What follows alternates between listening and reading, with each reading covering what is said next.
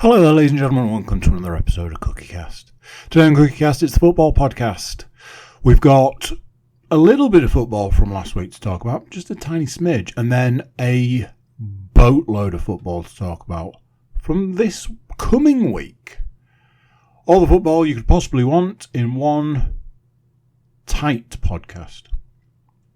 Tight? Is that the right? Anyway, moving on.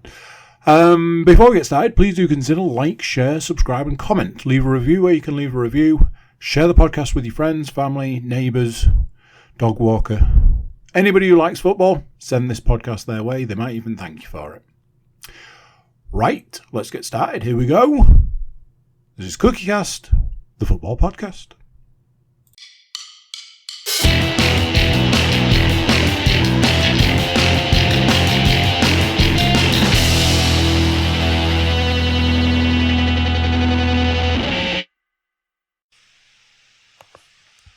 Recording in progress.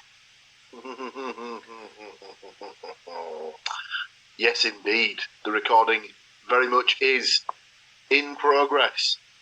Welcome along, ladies and gentlemen. As you can see, for those of you watching on YouTube, you're greeted by four somewhat smiling, happy faces.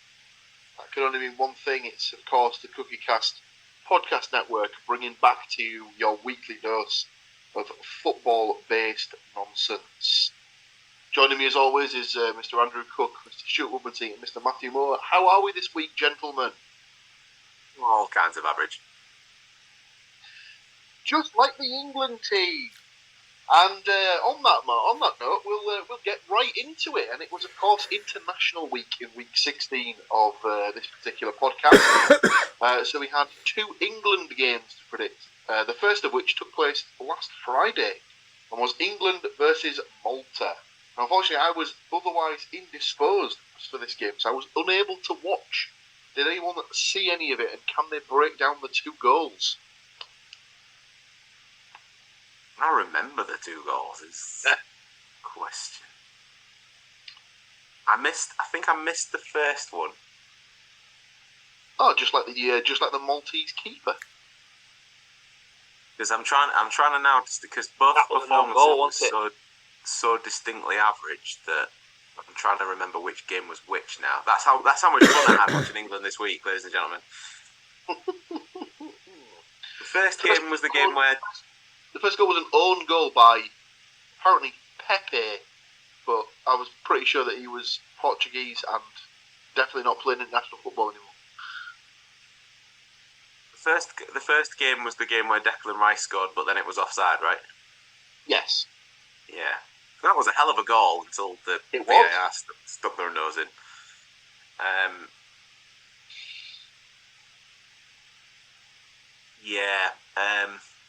No, I don't really remember that much of it. Not to worry. The game finished 2-0 to England, which, considering that Malta had lost all 7 of their previous qualifiers. Obviously, fair enough, England got the win. But I think the result should have been a lot more comprehensive than it was. From the bits that I did see, Malta didn't actually look that terrible. I thought they looked like they actually passed the ball around a little bit quite well. Fair enough, they didn't really give England any problems that they had to solve or anything like that. They didn't look like they were going to force the keeper into making a save at any point, but they played all right. Didn't realise that the first time that Malta had played England, the first goal of the game was another own goal in that game too. So that's twice that's happened now. Sounds about right. I didn't catch that. I didn't ask you, so I'll be why. The second goal was scored by everyone's favourite. Paul's got the Maltese keeper on his wrist. That's what it is. That's how it works. Man. Yes, the second and final goal was scored by, as I said, everyone's favourite planner of stats, as he's come to be known on this podcast. It was, of course, the England captain, England's record goal scorer, extending his record, Mr. Harry Kane. As Stu said, Declan Rice did score a third, but but it was adjudged to be ruled out for offside, as I believe the ball was in the general vicinity of Harry Kane as it went past the goalkeeper. To say that he was in the eye line of the keeper would be a complete and utter joke, but that's the rules, I suppose. If we know Harry Kane, like we do, he probably made a play for the ball to try and pad his stats even further, so... In fairness to Harry Kane, that has just jogged my memory about something in the game, actually. There was a ridiculous... First and foremost, the referee in both of the England games this week had an absolute nightmare. The one for the game against Malta, though, particularly when it was one of the most blatant penalties I have seen in a very long time, then booked Harry Kane for diving. Obviously had VAR at his disposal as well, and they didn't then feel the need to give it as a clear and obvious error. I could only assume that Matt was off in a VAR booth somewhere around the country, putting on a foreign accent to get away with it. He stuck his left foot under his armpit and then threw himself to the ground. It's a penalty. It's the penalty, and I know, they get given up and down the country every week. I hate it. It's fucking disgusting. It drives me mad. That does. Look, he's created the contact. So what we're saying is we're calling creating the contact is running into the other player and then falling over and going, he fouled me, ref. And it's when they go, he's clever. It's a fucking cheat. That's what he is. And I found that the more you saw it, the more you were like, he's stepped in the way that Kane was going. Now I don't always think I don't think it's a yellow card dive type thing, but it's the creating the contact, which is moving your foot outside of the line of your body to create the contact. And yeah, I didn't like it. No, I agree totally. It's one of those ones where ex-professionals say, he's done really well to win that there. But like you say, let's start calling it what it actually is. It's blatant cheating. So like we said, the third goal was chalked off in the game, petered out to a 2-0 win for England. Predictions wise, you'll all be shocked to hear we'd all predicted England to win 2-0, no less. Therefore, we all got a point for the correct score. I'd gone 5-0. Matt had gone 7-0.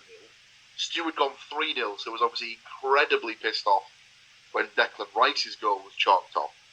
But the man who wasn't pissed off when Declan Rice's goal was chalked off was Mr. Andrew Cook, who had predicted a 2-0 England win. Did he back it up by picking both goal scorers? Well, if he did, I'd be asking him for next week's lottery numbers, as if he predicted Pepe own goal, I would have serious questions for that man. Sadly, he didn't. However, question number one: how much involvement in Italian football have you had? we all did pick Harry Kane to score, with the exception of Mr. Woodmansey, who didn't even think he would start the game, no less. So we each got a point for the goal scorer, again, apart from Mr. Woodmansey. Andy got 2 points for his correct 2-0 score. So, Stu with the 1 point, myself and Matt with 2 points, Andy with 3 points from the first game. The second and final game was also a qualifier for Euro 2024, but it was North Macedonia taking on England. Now, I missed the first half of this as I was out playing football, but listened to it on the radio as I was making my way both around Tesco and back home. And I believe I just tuned in as Rico Lewis, making his first start for the England national team, had been penalised with the penalty for against him for North Macedonia to have a chance of opening the scoring. I understand that they missed the penalty, but stuck home the rebound as it sort of bounced right back into his path. Is this correct? Yes. Vardy? It was. Jamie Vardy's North Macedonian non-equity accompaniment or something like that. No, he went to the keeper's left. Pickford saved it, but rather than sort of parrying it out to the side, all he could do was just like get a block on it almost. So it kind of killed the ball. So the defenders didn't have a chance to get into the action. It was, and then obviously the penalty taker had a good couple of yards on him to start with. So after that, there was no.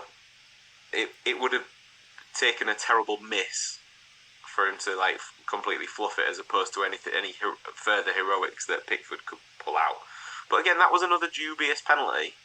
That was shocking. Like, yes, he had his hand on his face, but it wasn't like a rake of the eyes or anything. The referee, I don't think, gave it from memory originally, and it took him 65 times on the VAR to watch it backwards and forwards and forwards and backwards before the rest of the entire stadium convinced him to give the penalty. From what I saw of it, it was as egregious as pissed off as I was with Harry Kane's attempt to create a penalty kind of thing. This was just as bad. He ran into his arm as he was heading the ball away, and then threw himself on the floor like he'd been slapped around the face 50 times by Rico Lewis, and then headed the ball away. And it was just as bad. Yeah, it was shocking. Absolutely shocking. As well, like, the guy, he knew he was well beaten to the ball by Rico Lewis, because we got to see it enough times on the replay that Rico Lewis isn't the tallest guy, and he was well in the air above him. And of course, like, when you jump, you're gonna like use your arms to get that extra height. But he had the sense, he was putting his arms down, so he wasn't anywhere near the ball. He never once looked at the man.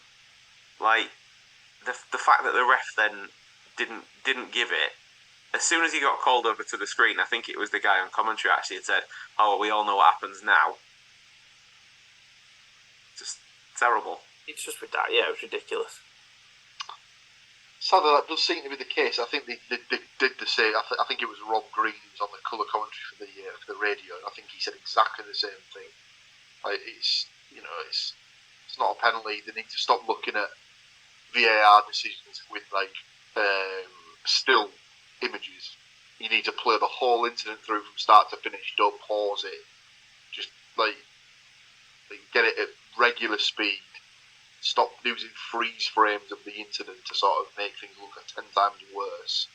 I think what they probably need to do is they need to get, and I think it always makes me laugh because you get your ex-footballers, and we can kind of think, you get the ex-footballers as pundits, and they'll bitch and moan about the reason why we're at this point now, and we've had this discussion before about VAR, is because people used to bitch and moan and gripe about referees making wrong decisions, and then going, well, why don't they use video to help them? Here you go. Here's what you asked for. We've got video, and you're not happy with that either. But I feel like they need to have, as opposed to referees in the booth, like in the VAR booth, they need ex-players there.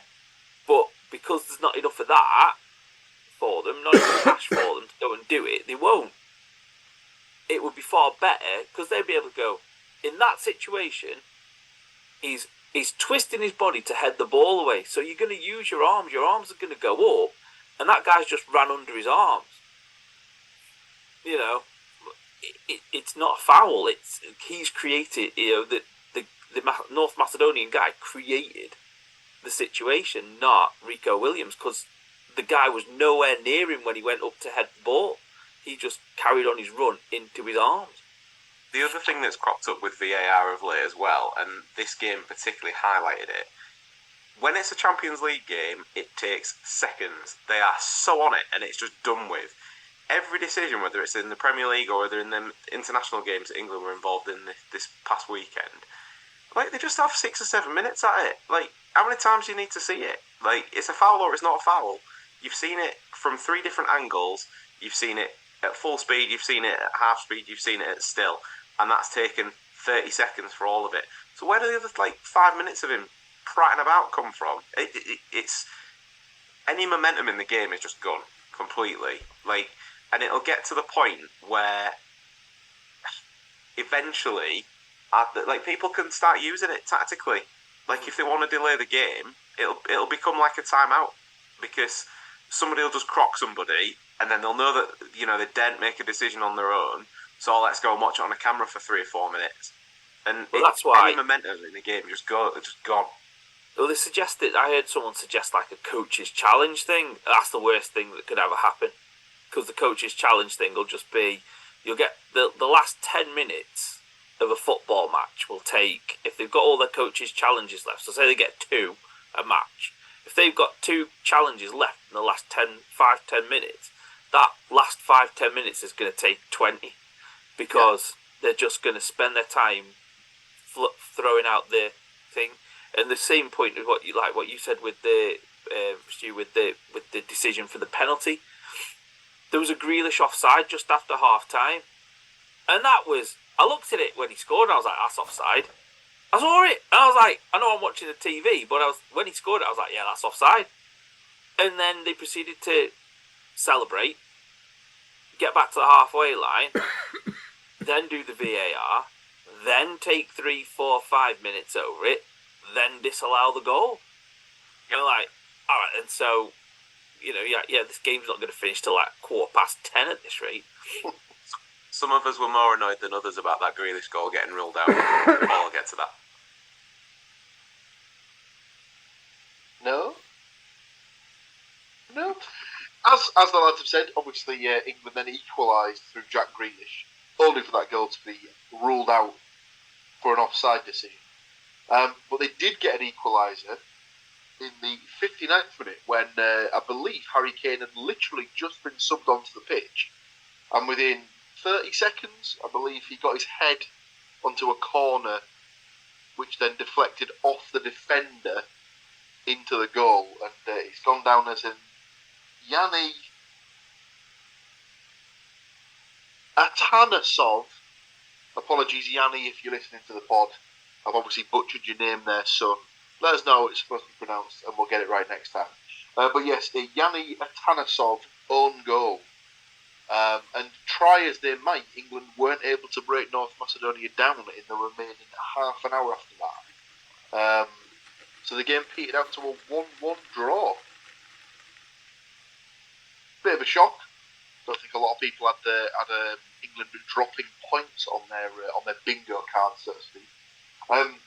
What it did mean, though, that was the point was enough for England to seal a pot 1 space for the upcoming European Championship. So that means they will be drawn as the top seed of whatever group they're put into, whichever of the 6 groups they can be drawn in. It just means they won't be drawn against any of the other pot 1 sides. So it'll be the host, Germany, and then I would imagine that it'll be made up of the other teams that finished top of their qualification pools with the highest number of points. So Spain, for example, and France, other teams like that. I don't have the list to hand, so I can't go through that now. But I don't understand how, since then as well, that Southgate's had the audacity to be like the guy who's like, well, I want to be number 1 in the world rankings.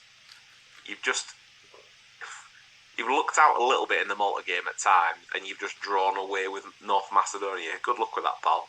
Like, know your station. Do you know what I mean? Like, he's gone away completely from this picking form players like he did at the start of his reign to now picking the same players week in, week out. And the form players that he did pick didn't get a bloody game this weekend either. Well, it was absolute dross. I mean, God knows why I watched any of either game, but out of the 180 minutes plus that I wasted watching those games, it was terrible. And I don't know what incident Harry Kane, Jordan Henderson, not Harry Kane, Harry Maguire, Jordan Henderson and Calvin Phillips were involved in. Well, they've got something on Gareth Southgate, so if he murdered somebody and they helped bury the body, or I don't know what, they've lent him some money to pay off debts or something, allegedly. They know what he spent that Pizza Hut money on. That's what it is. That's it. They know why he had that bag on his head. the Pizza Hut advert before anybody says anything else. And it was baffling. It's baffling. It's genuinely baffling. And there's some players who are horrifically out of form as well. Marcus Rashford was terrible. Both games, terrible. Absolutely terrible. He can't beat a man. He regularly kicks it out of play. And there's just people getting game upon game upon game when there's better players in the country at the moment. Yeah, can't really argue with it. Can't really argue with it, to be honest with you. It's it's people have been crying out for ages. Literally, just fair enough. We understand you're going to pick the team, but at least just sort of pick it based on some sort of form.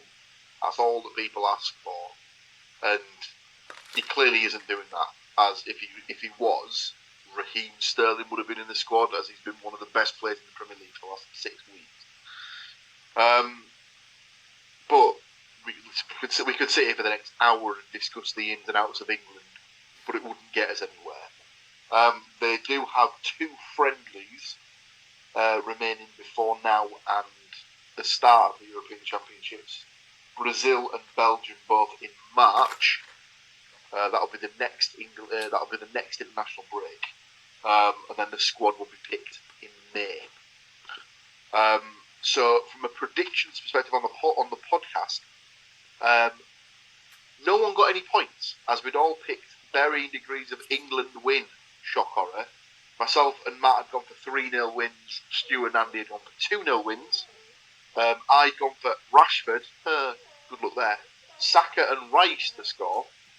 Matt had gone for Kane, Bowen and Grealish to score, so almost got a point for a goal from Grealish there. Stuart picked Rashford and Grealish. Andy had picked Kane and Saka to the goals. So no points in the second game. Does that mean that me and Matt can celebrate a point and then in 5 minutes' time you tell us it's taken away again? That might be how I do it from now on. I might do that moving forward. Give you the point and then just be like, oh, hang on a second, I'm just hearing something in my my watch and stuff. Oh, how's it done? So that means that the points from the first game settled the week. So I believe for the second week in a row, winning with 3 points from 2 games, Mr. Andrew Cook. Well done, sir. It's all coming up. That's all of your England. That's all of your England nonsense. Tied up with a nice little feather bow. Feather bow's not a thing, is it? Feather bower. But you wouldn't tie anything with a feather bow, because that's just nonsense. What you do on a weekend, Paul, is completely up to you, mate. It's fine. Tip your waitresses, that's all I'll say. Week 17 on the horizon. Coming.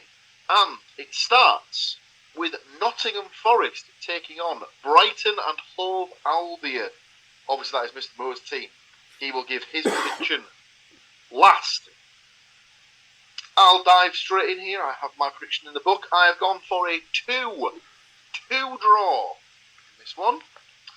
Tower Awonyi, Gibbs White to get the goals for Forest. Mitoma and João Pedro to score for Brighton. Stu looked absolutely horrified by what I was saying there. And I don't know if it's because he's also picked some of those goal scorers or if he just thinks that I've got a huge tail or something going out of my head which has caused me to make terrible predictions. Which is it? Not the latter one this time. I have picked Forest 2, Brighton 1, but you picked both of my Forest goal scorers. So I've gone for Gibbs White and Awonyi for Forest and Fatty for Brighton. Fatty. Andrew? 1-0 to Forest. Awonyi your to goal score. Scorer, please. Awonyi. Was it Awonyi? Yes, please. How will this pan out, Mr. Moore? I've pretty much agreed with you. I've gone for a Forest Brighton 2-2 draw with Awonyi and Gibbs White to score, and Mitoma and Fatty for Brighton's goal scorer. See, we've been hanging around for too long with each other that we just know how each other are going to predict these games, don't we? It's a sign of a truly, truly horrible friendship. The second game sees Bristol City taking on Middlesbrough, which is my team. I will give my prediction last. So I will come to Andrew for your prediction first on Bristol City versus Borough. Technically, this is our matchup, isn't it? Yep. So it's an old school matchup for the ages. It's a 0-2. Borough winning 2-0. Latte Laugh and Silvera scoring their goals. Well, that's just lovely. Matthew? I've gone for a 1-1 draw.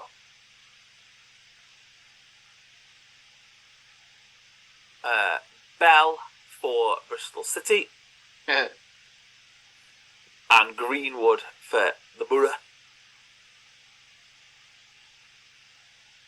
Stu? I've got a 1-0 Borough win on the cards. I've taken a leaf out of Mr. Cook's books this week, clearly. I've gone for Coburn as the goal scorer. Interesting. I shockingly agree with Matt. I've gone for a 1-1 draw in this one. I've gone for Mehmeti to score for Bristol City and Greenwood to score for the Borough. Oh, I can't wait till they get to the Swansea home game. I can't wait to see what Matt predicted. Our third game of the week sees Swansea City taking on Hull City. Obviously, it's Mr. Woodmansey's team. He will go last. I'll come to Matt for his, because if he put what I've put down, I'm just going to turn this off. What have you gone for? I've gone for a 1-0 Hull win. Thankfully, the podcast can stay on. Your goal scorer? Delap. The Dilapidator. Andy? Yeah, you know what Matt just said? Yeah? Yeah, can you write that down for mine, please? Because who didn't see that one coming? I've gone for a 1-1 draw on this one. So far I've gone for all of our teams to get a point this weekend. Get the odds lined up. I'm already on it. Don't you worry, it's already done. I've gone for Patterson to score for Swansea and Philogene to score for Hull. How do you see it playing out for your boys? So you said you'd turn the podcast off if you all predicted the same. Oh God! So 1-0 Hull. Take a little of column A and a little of column B, and you'll get 1-0 to Hull with Philogene scoring the goal. Ah. Philogene. Very nice. Very little for me to write in the book this week. I like it like that.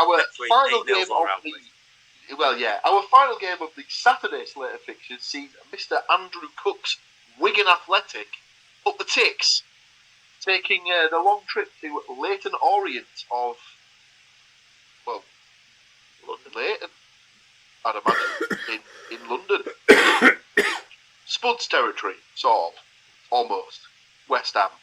You know what I'm saying. Andy's team, therefore he will go last. I've gone for a 1-0 Wigan win with Wyke to score the goal. Stu? I've got 1-1. I've got Humphreys to score for Wigan and Piggott to score for Orient. Piggott? Piggott, as in Leicester. Ah, yes. Matt? I've gone for a 2-1 Wigan win Yes. with Asgard and Wyke for Wigan and Soteriou for Leyton Orient. I'll just write all the vowels in the book. You'll be right. I like to introduce a new name for the podcast each week just to test the spelling. Of course. Mr. Cook, how are your boys going to get on? Will there be some high action for the Latics? A 1-0 Wigan win. So a 0-1 in and I've gone with McGuinness to score. He's seen a name that he's heard in the previous podcasts, and he's absolutely thrown all his weight behind it. You would love to see it. There are 3 midweek games for us to discuss when we come back from our little sabbatical. But you won't have to do anything, as it'll just reappear in your feed as if by magic. We are just going to take a small step away, though, before we give you those last 3 games. Recording in progress. See, just like that, we're back on your screens. So, 3 games left to go through. The first of which, we're back to Mr. Woodmansey's boys. We're travelling over to the MKM Stadium to see Hull City take on Rotherham United. Nice easy one, this one for me. I've gone for a 2-0 home win on this one. Rotherham seem to be one of those teams that's going to be scrapping away at the bottom of the league for the remainder of the season. I think Hull have way too much for them, so I've gone for a 2-0 win. Delap and Twine to get the goals. Matt? Or Rotherham have assumed their usual position. What you meant to say. I've gone for a Hull 3-1 win. Goals? Delap, Connolly, Philogren, Philogene. Yeah, Philogene is not my lover, is the chant from the stands. And Onyedinma for Rotherham. Fred. There's got to be some sort of like rule that you can't pick it if you can't say them. I think I've nailed it there. Onyedinma. Onyedinma, yeah. Maybe Fred Onyedinma. Yeah. Yeah. It's a name that my father has enjoyed saying in the past. Andy? So, I was going to give Rotherham a goal. And then I went to their website. Rotherham, sort your shit out. Your website is garbage. So much so that you've lost a goal in this game because I couldn't find somebody to score one. So, 2-0 to Hull. Delap and Connolly. P.S. Rotherham, you're not the only one this week who's getting some shit for their terrible website. Do they have internet in Rotherham? Dial up. No, I think it's done by Telegram, isn't it? Yeah, probably. Pigeon. Smoke signals. Well, bear in mind, Rotherham is the place where they have, obviously they moved to their new ground. And their old ground is literally still standing. So I went through Rotherham on the train a couple of weeks ago, and you go past the nice shiny new stadium, and you can see the, well, I wouldn't even say remnants, because all four stands are still standing of the old stadium just over the road. That's Luton levels, that stadium as well. It's kind of, you have to go straight. Yeah. Stu, how do you see this one panning out for you boys? Well, it's a Tuesday night game. I will be in attendance. Yeah, it'll be the first of the. Nobody had Stu wearing 2 pairs of socks for the first time this season on the predictions, did they? But that will happen that night because it will be called. I've gone for a 2-0 Hull win with Delap and possibly a new name for the predictions on the scoring, but he's well overdue a goal. Tyler Morton scored and assisted, I believe, whilst away on England duty for the under-21s. Been playing pretty well for Hull, so why not stick him down whilst his confidence is riding high? Strangely enough, I caught a little bit of the England under-21s game last night. I was wanting to watch it for, obviously to watch Hayden Hackney's performance. And I immediately had to turn it off because I'm pretty sure the second I turned it on, he got absolutely scythed down by some dirty bastard from Northern Ireland. So I was like, I don't know if I need to be watching this. But yes, I did see that Morton was playing and that he was just Hull's team just filled with England under-21 internationals, it turns out. Yeah, strange. Our second to last game of the midweek slot sees Middlesbrough taking on Preston North End. Obviously, it's my boys, so I will go last with my prediction. I will go to Stu for his prediction on this one. I've got you down for 1-1. We've got Keane for Preston and Jones for Borough. Andrew? Hey Preston, guess what? You lost out on a goal this week because apparently you got the same people that built the Rotherham website to build your website, you absolute bag of. So 2-0 to the Borough. Silvera and Coburn to score.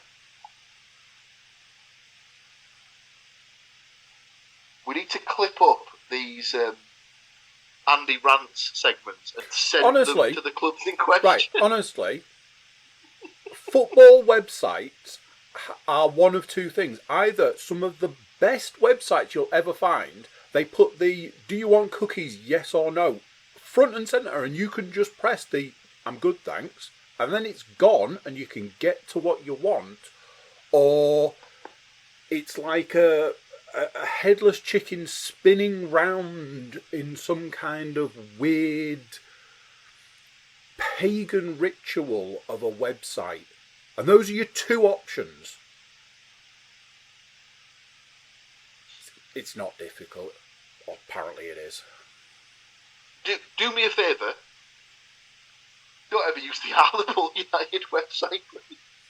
I think the unfortunate thing is you've got some clubs that are forward thinking and have like a young board and stuff like that, and perhaps work on these things, and then some clubs are run by people, I don't want to cast aspersions, possibly in their 60s, maybe 70s, and don't have a clue, and probably let their grandson do their website for them, just to give them a little sneaky backhander.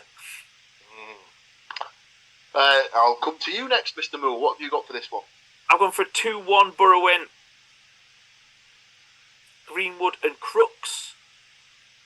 And Holmes getting a goal for Preston. Because I go on the BBC website for my goal scorers. Yeah, rub it in. Go on, rub it in. See, I don't do that. I just go to the Sky Sports Football Scores preview and just go to the form guide and then click on the last game that the team played and see who was in the squad. Same deal. So just to add to Andy's disappointment further, then what we're saying is we've all tapped into two other forms of internet-based stuff that does a team's website better than an actual team does. BBC has their top goal scorers as well. I'm like, ooh, top goal scorer. Yeah, it's not looking.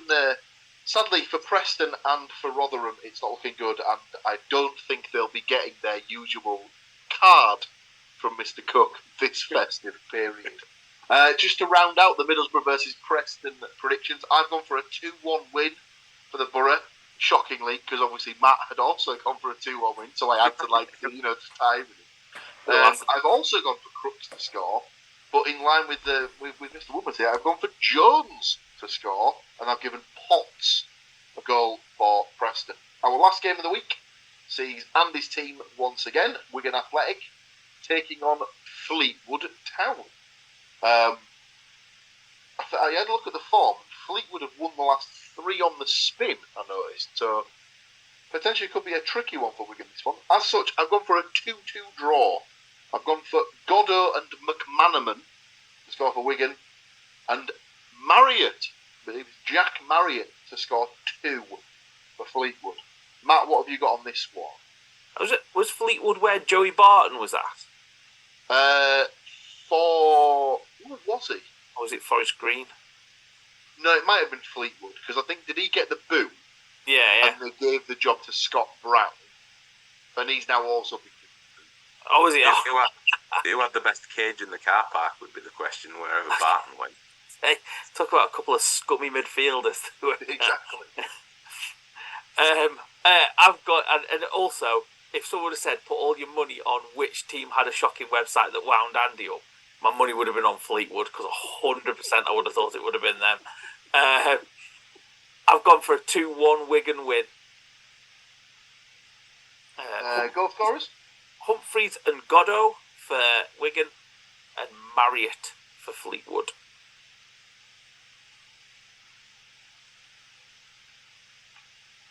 Stu? We've got a big change here, I think. Again, like you, I'd seen the form. Wigan have been a bit hit and miss of late, so I'm going to go for Wigan 1, Fleetwood 3. I'm going to go for Lang for Wigan. Yep. And then Marriott, Mayer and Broom. Mayer? Oh, Mayor. Oh, as in Lord. yes. I don't think that's his real first name, but we'll go with it. And what was your third one?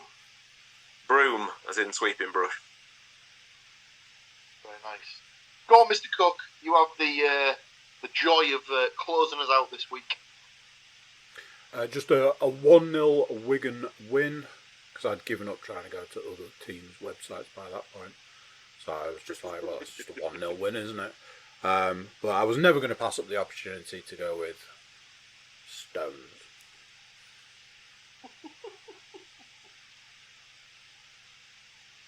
Very, very, very nice. There you have it, ladies and gentlemen. That is your 7 games for week 17. All done and dusted. All predicted up for you there. Now, just to finish the podcast this week, obviously we discussed at the end of last week's podcast that I was going to be in attendance for a live game last week. That game, of course, being York City versus Hartlepool United. And it was, of course, a first trip into the footballing unknown for a young Master Williams. So my nephew taking in his first live football experience, and as was probably to be expected, he stayed interested for about 20 minutes, and then we had a very interesting game of can I just hang off this banister, etc., etc. And I was like, yeah, of course you can. And then I had to explain to him, yeah, you're not really supposed to stand in the aisleway because do you see that lady that's sort of like staring daggers at you? Yeah, she might tell you to come and stand next to me shortly. But he seemed to enjoy it. He seemed to certainly be enjoying it after 6 minutes when Pulse took the lead. And I don't know if it was a bit loud for him because as soon as the big cheer went up, his hands went straight on his ears. As obviously everyone that was stood around him was rather raucous.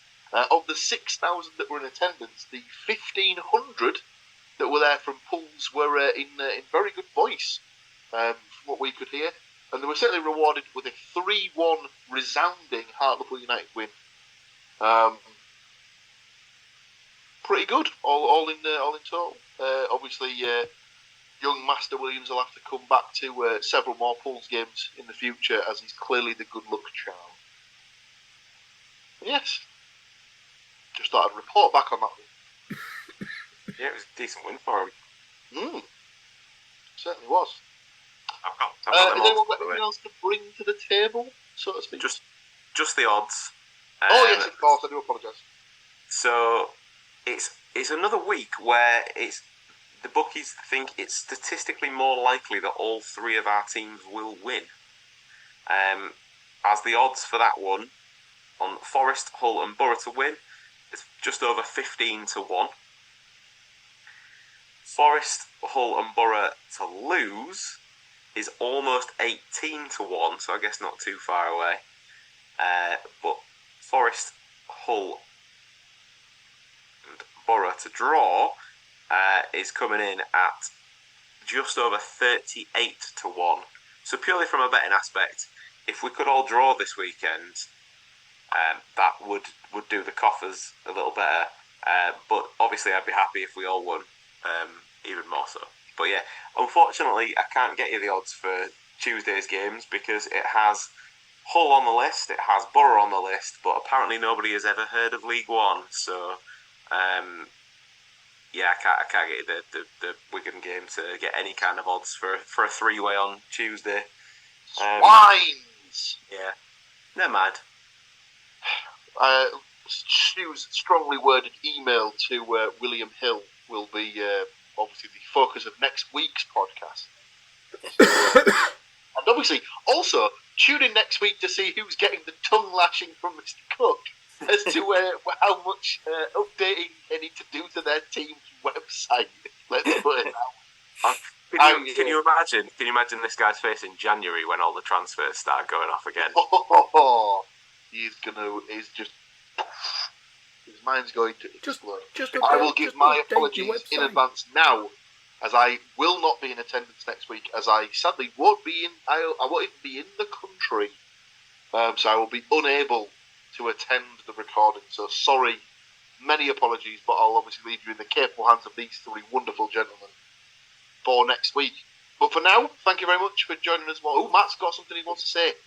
Just the world falling, or like the everything falling apart because Everton got their 10-point deduction. I found the coverage of it has been absolutely ridiculous. Everybody jumping to their defence. Everybody said, well, they admitted that they did it. All right, and so tomorrow I'm going to go out and commit murder and then admit to it. And I'll get off with it scot-free, apparently, because I admitted to it. Like, you did wrong. Fair enough, you admitted it. Maybe you would have got a bigger point deduction if you didn't admit to it. And also, what's going to happen to Man City? I think we'll find out soon. And I think it's going to be pretty bad.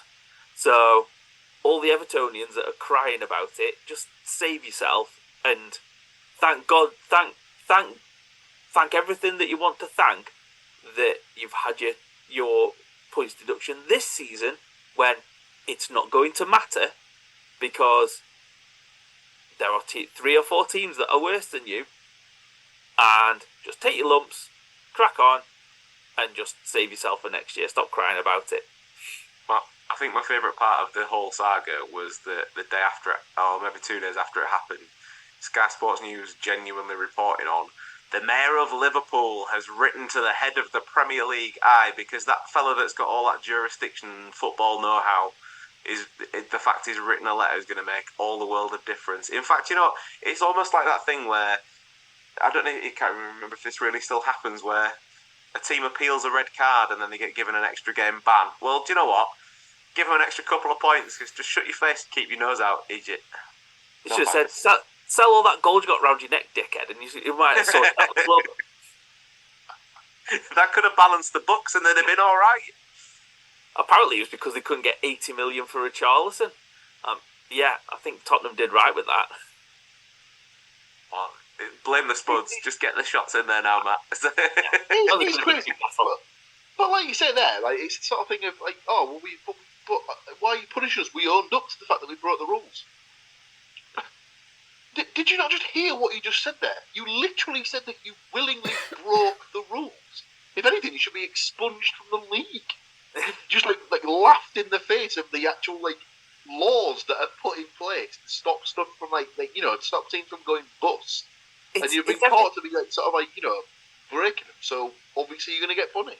It's all the additional stuff as well. It's like all these, of course, Liverpool have piped in and other clubs have piped in. Oh, what about if it happens to Man City and Chelsea? What about the leagues that we would have won if they hadn't cheated? And you're like, yeah, but also you needed to win games as well.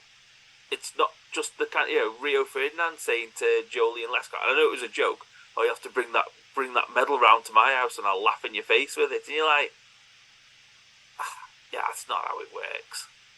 So yeah, it's kind of the world, the whole world of football is imploding because some people cheated. And you feel like saying to Rio Ferdinand, thank God they didn't have financial fair play when you signed for United, or you would not have, they would have been horrifically out of kind of thing. But I know that I made a little joke about Italian football earlier, but at least when people get found out and caught for stuff there, they actually do knock them down a league or two, don't they? Whereas nothing will happen here. It's the points and that's it. They'll have to. I mean, for it to work with Man City, they're going to have to take a serious amount of points because I genuinely think if they took 30 points off them, they'd still finish mid-table. They might even get into Europe, to be honest. If you said to me, all right, yeah, they're going to be docked 30 points next season, I'd be like, yeah, probably get Champions League because they'll get 70 points by the end of the year anyway.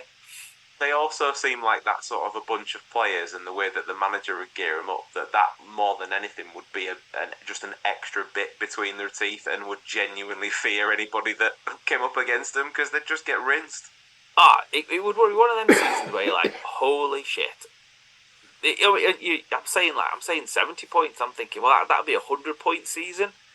I'm sure they've got over 100 points before, so they could probably go. You could just see them just gunning for like, right, yeah, we're going to win the league, even though we've been docked 30 points.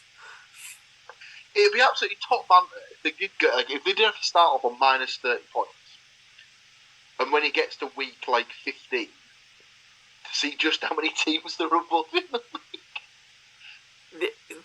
It'd be mid-table by Christmas. Well, yeah.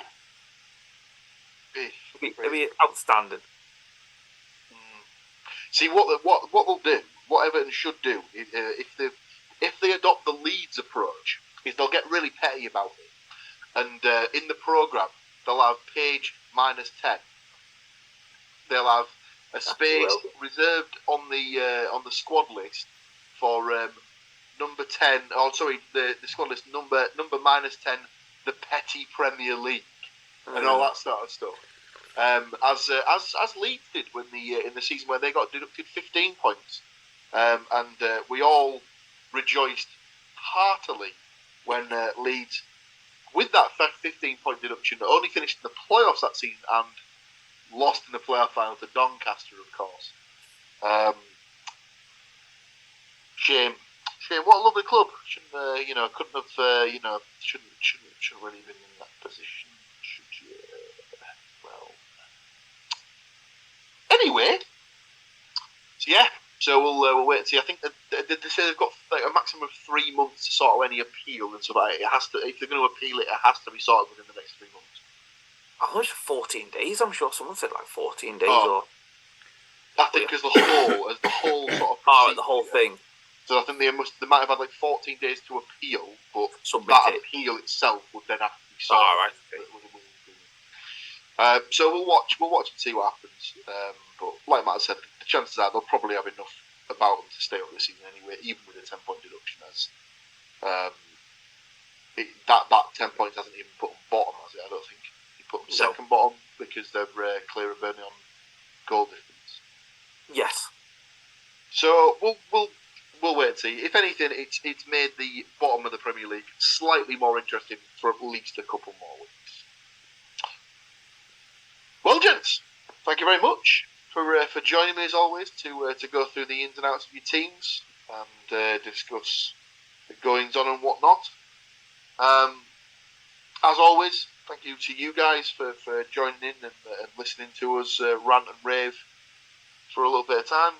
Join us again next week where we'll do it all over again. Obviously not me. We'll see you again in about 7 days. But until then, bye. So there we go. What do you think to that? Another one done. Another week of games gone. Another week of games to look forward to, and a boatload of games. I did promise a boatload of games.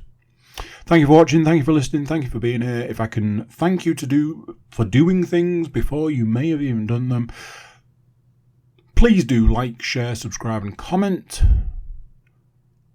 Leave a review where you can leave a review. Check out the website, thecookiecast.com. There we've got social media links and an email button so you can get in touch with us. That's it for this one. Till next time, I'm going to say bye, and I'll see you then. Thank you for listening to these grumpy old men talk about football. If you've enjoyed this episode, please like, share and subscribe.